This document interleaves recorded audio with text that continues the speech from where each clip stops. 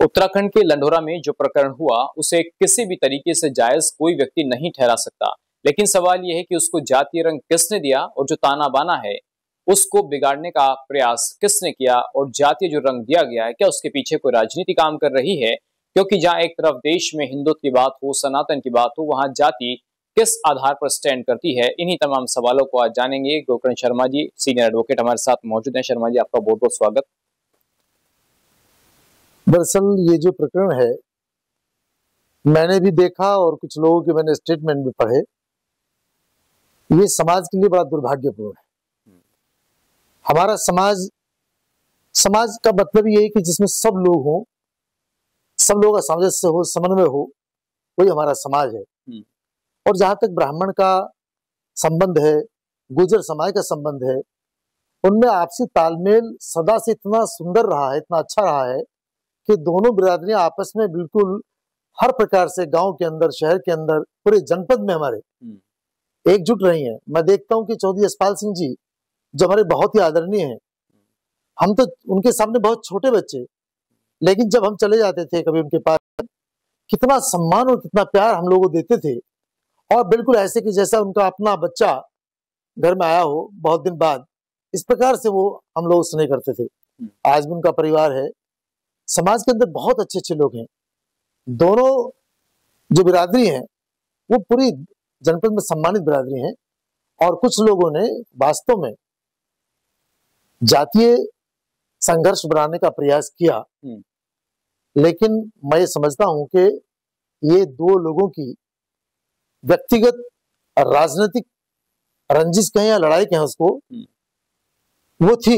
लेकिन कुछ लोग अनावश्यक उसमें कूदे, और दोनों ही तरफ से जो दोनों हमारे नेता हैं, एक वर्तमान में विधायक हैं उमेश जी, और दूसरे हमारे राजसी परिवार से हमारे चैंपियन साहब, वो भी पूर्व विधायक हैं। दोनों ही लोग सम्मानित पदों पर हैं और रहे हैं। मैं ये मानता हूं कि दोनों तरफ से थोड़ा सा शब्दावली का प्रयोग सोच समझ करके नहीं किया गया, और उस शब्दावली को लोगों ने एक मुद्दा मानते हुए कुछ लोगों ने ऐसा प्रयास किया कि तुम भी अपनी राजनीति बनाओ।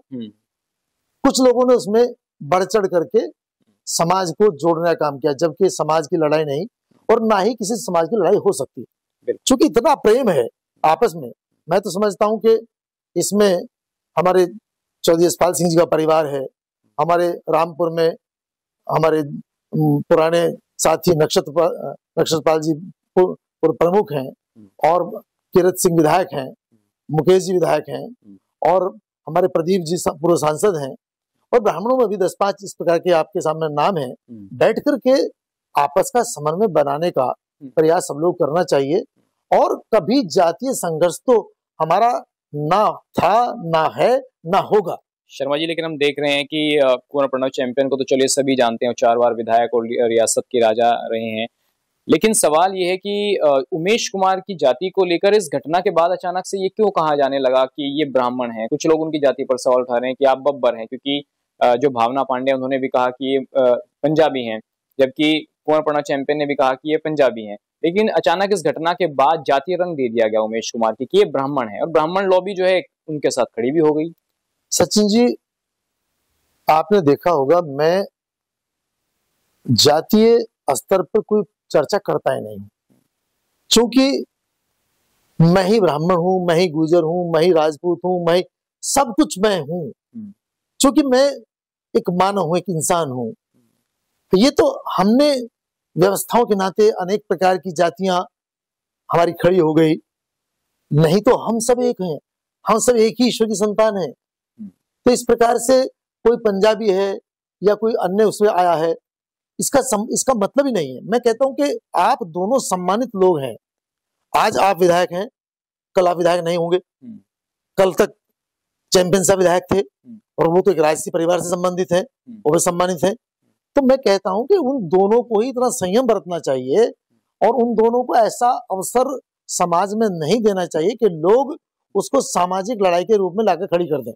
उन दोनों को ही चाहिए कि वो दोनों ही इस प्रकार के अपने वक्तव्य दें कि हमारा ये विवाद था, व्यक्तिगत विवाद था, और हम दोनों लोग ये प्रार्थना करते हैं कि ये किसी जातीय स्तर की लड़ाई नहीं है और ना ही जातीय स्तर पर कभी कोई लड़ाई होनी चाहिए। जहां तक उमेश का प्रश्न है, मुझे नहीं पता उनके संबंध में कि वो उनका इतिहास क्या रहा है। मुझे तो इतना ही पता है कि वर्तमान में विधायक हैं। विधायक होने के नाते वे जनप्रतिनिधि हैं और चैंपियन साहब जनप्रतिनिधि रहे और राजसी परिवार से उनका पहले से सम्मान है। तो दोनों लोग सम्मानित हैं। तो दोनों लोगों को, समाज को भी प्रयास करना चाहिए कि दोनों लोग सम्मानित हैं और उनके प्रति दोनों के ही जनप्रतिनिधि होने के नाते हमारा दोनों के प्रति सम्मान है और उनका भी समाज के प्रति दोनों लोग सम्मान होना चाहिए। दूसरे, किसी को भी जो शब्दावली थोड़ी सी मुझे लगी उसमें, चाहे चैंपियन साहब हो और चाहे उमेश जी हो, दोनों की तरफ से थोड़ा थोड़ा सा शब्दों का प्रयोग गलत प्रकार से किया गया है। किसी को भी ना तो किसी माता बहन के प्रति कोई अपशब्द कहना चाहिए और ना ही किसी को उस राजसी परिवार के विरुद्ध जिसके प्रति लोगों के भाव जुड़े हुए हों उसके रंग महल के संबंध में भी कुछ नहीं कहना चाहिए। वही सवाल आपसे पूछना चाह रहा हूँ कि जिस तरीके से उमेश कुमार ने कहा कि मैं रात को वो गए वहां पर और कहा कि बाहर निकलो, फिर अगले दिन कहा कि चैंपियन मैं तुम्हारे महल में आग लगा दूंगा। उसके पहले चैंपियन साहब ने पोस्ट की उनकी माता के बारे में। तो क्या दोनों की ही आप गलती मान रहे हैं कि एक आस्था का केंद्र है माँ, जिसको माँ कहा जाता है, जिसका परमेश्वर से बड़ा स्थान है, और एक लोगों के एक सम्मान का प्रतीक है जो लंढोरा महल है। तो क्या दोनों ही नेताओं ने गलती की है? वही मैं कहता हूँ कि शब्द बोल तू तोल कर देना ये अधीर, और घाव मिले जो शब्द से मिटती नहीं है पीर। तो शब्दों का ही सारा खेल है। तो दोनों तरफ से, मैं वही कह रहा हूँ, मैंने पहले भी कहा कि दोनों तरफ से गलती हुई है। ना तो चैंपियन साहब उमेश को खूब कहें, कुछ भी कहें राजनीतिक दृष्टि से, लेकिन चैंपियन साहब जी बहुत एक प्रतिष्ठित परिवार से हैं। उनको कभी भी किसी माता बहन के विरुद्ध कोई ऐसे शब्दों का प्रयोग नहीं करना चाहिए। और उमेश जी को भी उस राजसी परिवार के उस महल के प्रति, जिसके प्रति भावनाएं लोगों की जुड़ी हुई हैं, उसके खिलाफ भी ऐसा शब्दों का प्रयोग नहीं करना चाहिए जिससे लोगों की भावनाओं को ठेस पहुंचती हो। तो दोनों तरफ से दोनों नेताओं ने गलती की है और दोनों लोगों को इस बात को मानना चाहिए कि हाँ, हमारी शब्दावली दोनों की गलत रही है और इसमें समाज का कोई किसी प्रकार ना दोष है और ना ही समाज को इसमें किसी प्रकार का कोई आगे बढ़ चढ़ करके इस प्रकार का कोई कार्य करना चाहिए जिससे समाज में विद्वेष फैले। आपने देखा होगा कि शर्मा जी सहारनपुर से भी विनोद शर्मा जी के नेतृत्व में काफी लोग वहां गए और मध्यस्थता करने की बात हुई।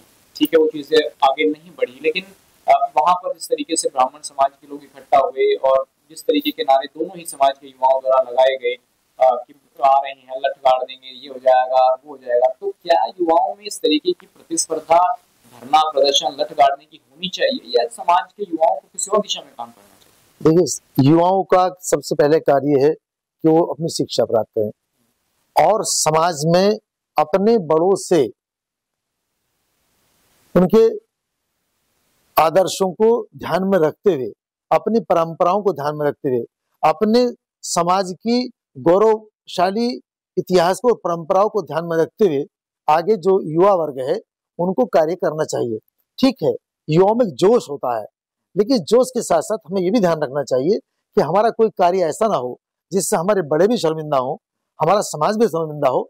तो मैं तो दोनों ही पक्ष के लोगों ये कहता हूँ कि दोनों जो पक्ष के जो युवा हैं उन्हें बहुत ही समझदारी से और सूझबूझ के साथ में कोई निर्णय लेना चाहिए और अपने पहले बड़ों से वार्ता करनी चाहिए। लेकिन मैं देखता हूँ कि आजकल कुछ ऐसा वातावरण बनता जा रहा है कि युवा सबसे आगे पहले कूद करके वो उस वातावरण को और थोड़ा सा दूषित करने का प्रयास करते हैं या उसमें बढ़ावा दे देते हैं। जो एक छोटी सी चिंगारी है उस चिंगारी को हवा देना का काम कर देते हैं, जो समाज के लिए घातक है। इस प्रकार का कार्य किसी भी युवा को नहीं करना चाहिए।